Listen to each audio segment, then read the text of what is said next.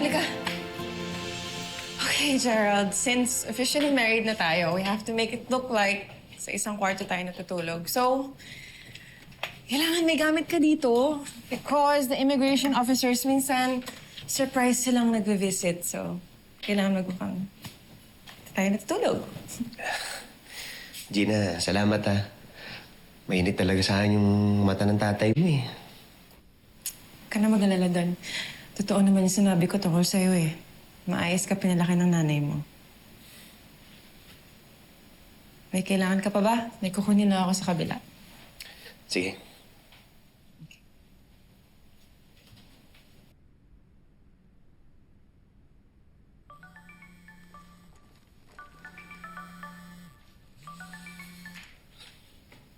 Oh, Be. Napatawag ka. Be, sorry, alam ko late na dyan. Pero pwede parant lang. Nakakainis kasi ito si nanay eh. Alam mo ba, yung perang inipon ko para sa birthday ko, pinang-parlor lang niya. Kung anong pinaggagawa. Kainis, diba? Wala tuloy akong pera para sa birthday ko. Be, pasensya ka na. Eh, yung inutang ko kay Gina, para kay nanay muna. Kailangan niya kasi magpa-check up eh, tsaka nadagdagan yung mga maintenance niya. Pero di pa siya nakapag-open ng account. Baka pwedeng sa bank account mo muna mag-transfer, ha? Paibigay na lang sa kanya. Ano ba yan? Wala ba talaga para sa akin? Be naman, magsisimula pa lang magtrabaho. Huwag ka mag-alala. Pag sumweldo ako, padadalan kita. Promise. Miss. Wait, tomorrow? Teka, anong ginagawa ni Gina sa kwarto mo? Tabi na ba kayo natutulog? Okay. Tomorrow, okay? Thank you, bye. Gerald, ba't ganyan? Kailan pa naging ganyan yung setup ninyo? Oo, Betsy, kailangan talaga eh. Baka kasi mag-surprise visit din yung nanay ko. Lalo na yung mga immigration officer. So, kailangan magmukhang sa isang kwarto kami natutulog. Ba't di niyo sinasabi sa akin? Be naman, kakalipat ko lang dito galing sa guest room. So, paano nga yan? Sa isang kama na kayo matutulog? Di ganon. Hindi. Di ganun. Kailangan lang magmukhang dito siya natutulog. Sa isang kama kami natutulog. But he doesn't have to sleep next to me. Sa sahig siya or kaya sa sofa. Basta lang ready kami in case dumating yung immigration officers. Okay na ba yun, Be? Sige. Basta hindi kayo pwede magtabi, ah. Oy, Gina, yung jowa ko, ah. Pinasabi ko sa'yo. Betsy? Hindi ko gagawin yung Betsy, I promise. Pag may nangyari sa inyo, ah, lagot ka talaga sa akin. Hindi ako nagbibiro. Betsy, tumigil ka na. Teka lang, mag-usap lang kami.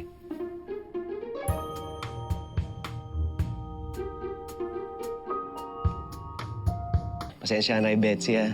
Alam mo naman yung bibig ng kaibigan mo yun. Ganun lang talaga yun. Yeah, it's fine. Magre-review na lang tayo ng mga isasagot natin sa immigration interview. Naglista na rin ako ng mga details about our personal life. But, tsaka na lang natin isipin yun. Kumain na muna tayo. Masarap pagkain dito. Oo nga. Pero sandali. Siyan muna ako, ha.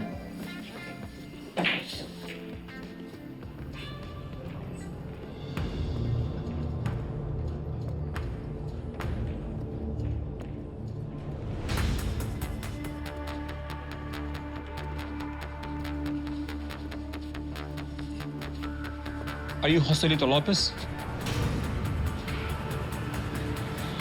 Yes. We are immigration enforcers. We have a warrant of arrest for your immigration fraud. What? You have the right to remain silent.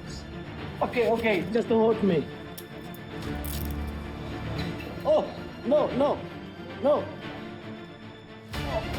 Who is this man? I'm just a customer here. That teaches you not to mess with our immigration agents. You have no right here. You'll be detained and deported.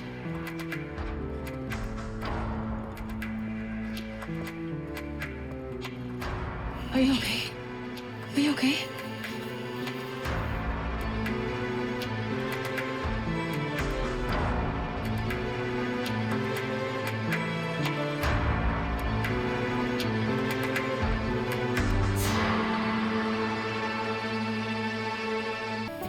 can't believe that happened kanina.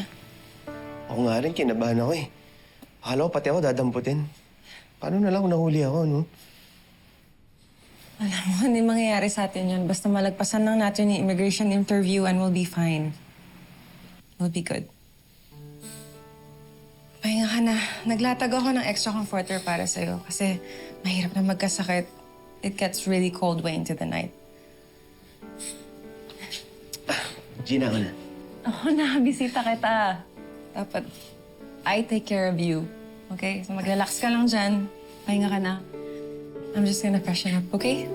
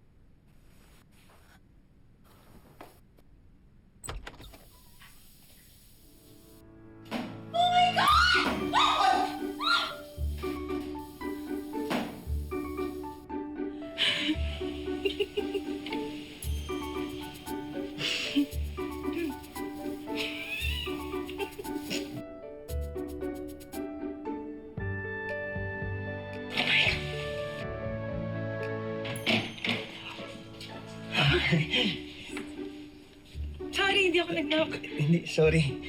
Hindi ko nalak. Ako dapat mag-sorry. Anyway, nakahanda na yung damit mo for our interview later. Please ka na lang. Sige, sige. Thank you, ah. Pero magre-review naman tayo bago tayo pumunta rin, no? Medyo kinakabahan pa ako. Baka mamali ako ng sagot, eh. Review tayo, no? Magre-review tayo, so don't worry. Be confident. Huwag kang mag-overthink. Okay? Sige. Ready ka na ako. Salamat. Okay. Good luck mo, ah.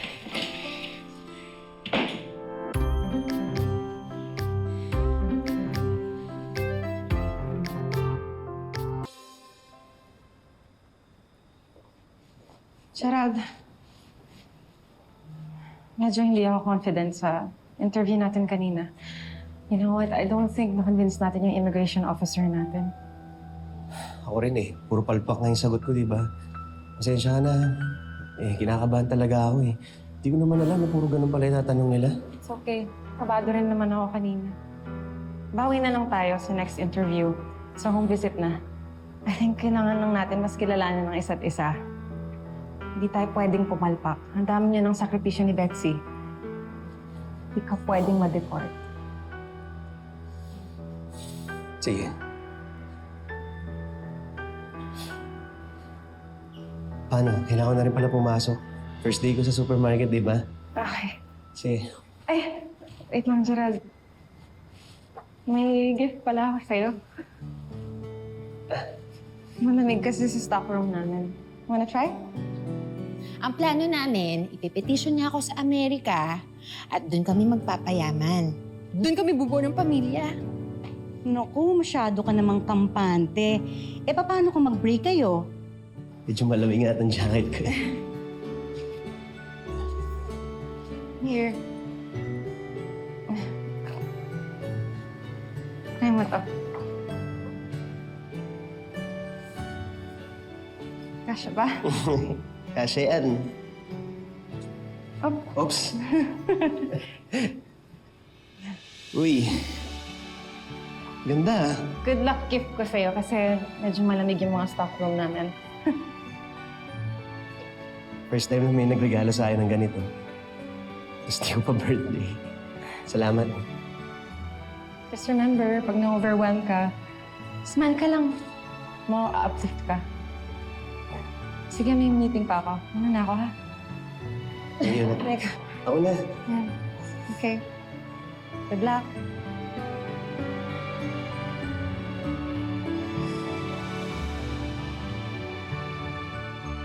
Solid kami, Gerald. Hindi kami maghihiwalay. Ay, nako. Alam mo, things like this can happen, you know? Yun ngang solid, nagiging liquid. Pwede maging gas. And then, poof! Wala na.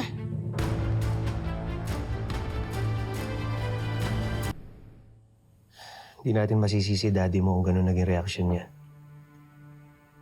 Niloko natin siya. Nagsinungaling tayo sa kanya. Well, maybe it's for the better na alam niya yung setup natin. Ano naman siya magagawa sa desisyon natin eh.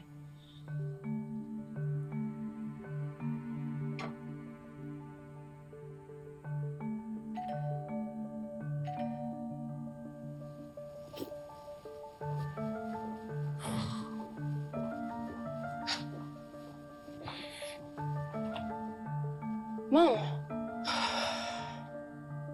Gina, kakausapin ka lang namin ng masinsinan ng daddy mo.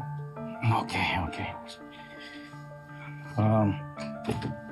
Gina, gusto ko sana...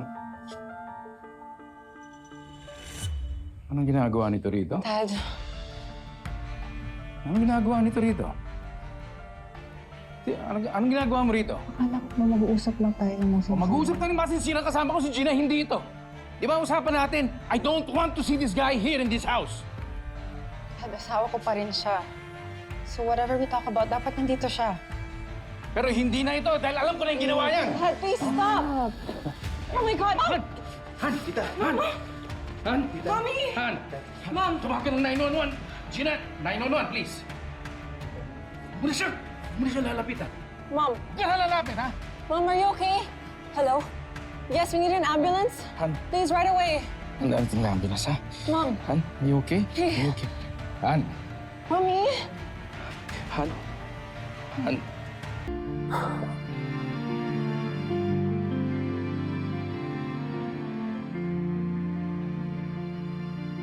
Gina, salamat ha.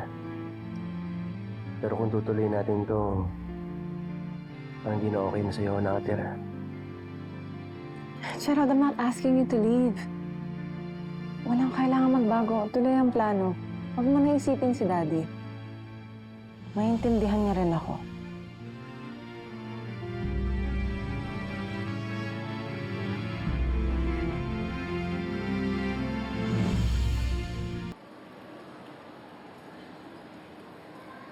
Gina, para matanggap talaga ng daddy mo na kasal kayo, kailangan maging kayo talaga in real life, no?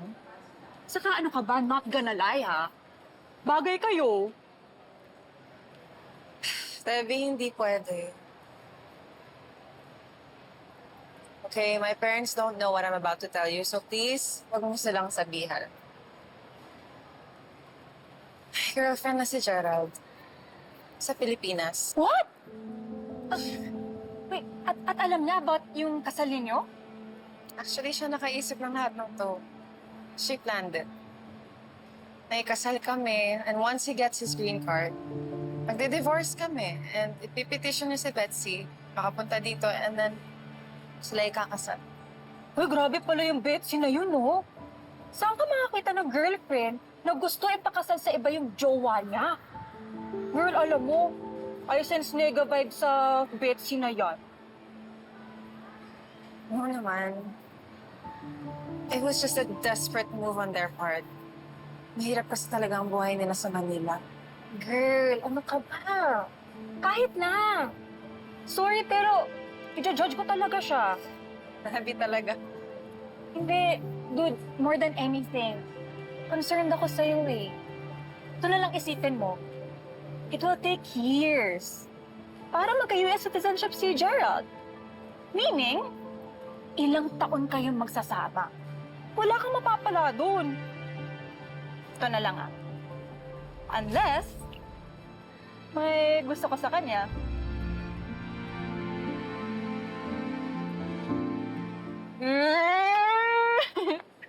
Ayun. Happy! Wala akong gusto kay Gerald. Totoo ba? Malaki lang utang na loob ko sa kanila. You know, they saved my life before. Kaya I'm willing to do this for them. But Betsy's not here. Ang sabi nga nila, out of sight, out of mind. Stop. Girl, ito na lang isipin mo What if, biglang magkatotoo yung bahay-bahayan ninyo? You have to consider na pwede kayong magka-developan sa isa't isa. Lolo ka na. Hindi mangyayari. Hindi mangyayari yan. Hindi ako naniniwala. I know you. Trabaho ka na nga. Go, go.